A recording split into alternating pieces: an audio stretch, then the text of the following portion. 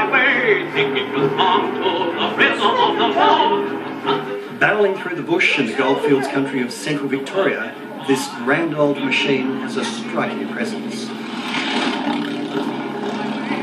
But even more remarkable is the story of how one of the greatest road racers of its day is still on the road at all.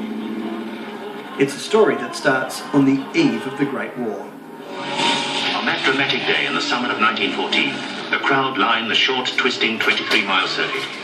The German car leads, but French cars are close behind. Boileau is second, and number 35, delage, is third.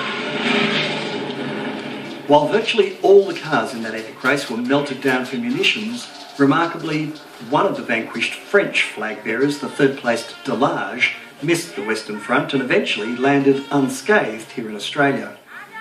Retirement from the track was sweet until a few years ago its century-old engine blew up and things looked bleak. We were out on a trial run and all of a sudden water started appearing out the exhaust pipe and the cylinder block of water passage had let go. So the decision had to be made as to whether it simply remained a museum piece or whether I bit the bullet and did what was necessary to get a new cylinder block made. As the last one left on the planet, there were no spare parts, let alone entire engine blocks lying around.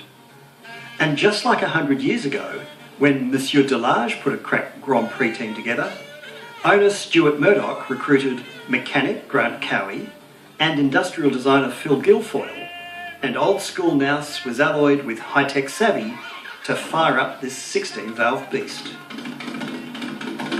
Well, look, I think, to me it's the best car in Australia. In his Castlemaine garage, Grant Cowie has restored many barn finds, but none like this. Now, traditionally, a set of wooden patterns would have been made, which would then make a set of sand moulds to which the hot metal is poured into. And it's a very complicated casting. So at that stage, I thought that perhaps there are alternative ways of doing it. So, they 3D printed it. 3D printing is typically not used for something so complicated. How did Stuart feel about trusting his irreplaceable car to a leap in the dark? Boldness be my friend. This is the original engine block. Industrial designer Phil Guilfoyle was up for the challenge. In this area here, there was a crack that developed between the exhaust and the water jacket, the cooling water. The engine was stripped and sent to be scanned inside and out until an exact image could be sent to the giant 3D printer at the CSIRO in Melbourne.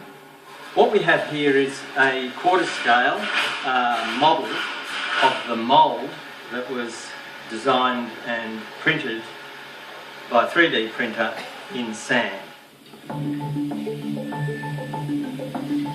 A foundry in nearby Bendigo poured the block, and old world technology meets 3D printing. We did dimensional checks, we did materials analysis. We really had to do it because this is a unique heirloom and must be preserved, and we have to get it right. The beauty of the digital technology is that adjustments can all be done on screen and in moments, instead of another 6 or more months of pattern making. What's been done is in the miracle department, it is truly a clone of the original. It's so technically advanced. Several things. First of all, it's a 16-valve engine, like modern engines. But 1914. 1914, 103 years old. It has desmodronic valve gear. It was the first successful multi-cylinder desmodronic car. That's what modern Ducatis have. So how is it that this high-tech engineering is all happening in the bush? It's no more difficult to do something like this in regional Victoria than it is anywhere else. Like, you know, within the business here and within the area, there are a good number of skilled people. Hey, everybody, little Sam's in town. Got a dime a party and I'm raring to clown.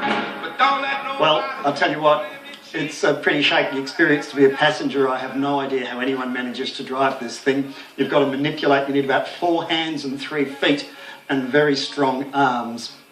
But it's an extraordinary piece of automotive history. For years it stood broken, and now with the latest technology it's back on the road.